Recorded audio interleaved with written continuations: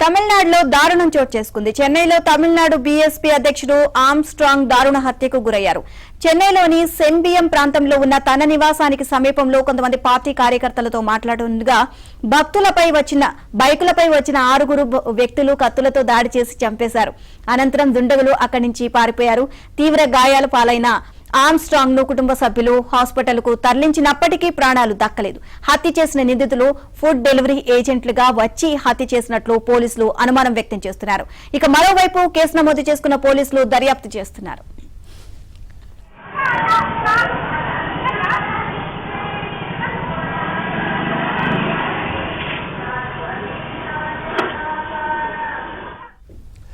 కాగా ఆర్మ్స్ట్రాంగ్ న్యాయవాదిగా కూడా పనిచేస్తున్నారు. 2006లో చెన్నై కార్పొరేషన్ కౌన్సిల్ ఎన్నికయ్యారు. కౌన్సిల్ కు ఇక 2 నెలల క్రితం చెన్నైలో బీఎస్పీ ఆధ్వర్యంలో మెగా ర్యాలీ కూడా నిర్వహించారు.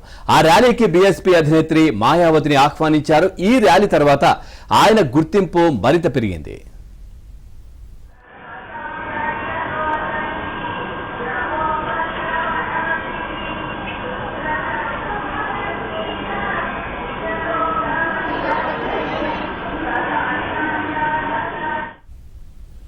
ఆర్మ్స్ట్రాంగ్ మృతి పట్ల బీఎస్పీ చీఫ్ మాయావతి తీవ్ర దిగ్భ్రాంతి వ్యక్తం చేశారు. ఆర్మ్స్ట్రాంగ్ దళితుల బలమైన గొంతుక అని, అతడిని హత్య చేసిన దోషులను శిక్షించాలని ఆమె డిమాండ్ చేశారు. ఈ హత్య నేపథ్యంలో అధికార డీఎంకేపై ప్రతిపక్ష ఏఐఏడీఎంకే విరుచుకుపడింది. రాష్ట్రంలో శాంతి భద్రతలు క్షీణిస్తున్నాయని, ఈ హత్య అందుకు నిదర్శనమని తీవ్రంగా విమర్శించింది.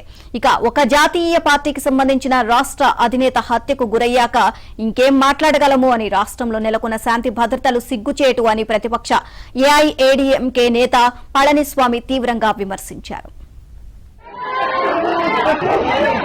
இன்னைக்கு செம்பியம் போலீஸ் ஸ்டேஷன்ல நடந்த கொலையில மர்டர் கேஸ் பொறுத்திருக்கும் முதல்கட்ட விசாரணையில 8 சஸ்பெக்ட்ஸ் செக்யூர் பண்ணியிருக்கோம். முதல்கட்ட விசாரணையில இந்த 8 சஸ்பெக்ட்ஸ்க்கு இப்போ இனிமேல் கொஞ்சம் விசாரிச்சுட்டு அவங்க ஃபர்தர் இன்வெஸ்டிகேஷன் பண்ணி அடுத்த ஆக்ஷன் எடுக்கும்.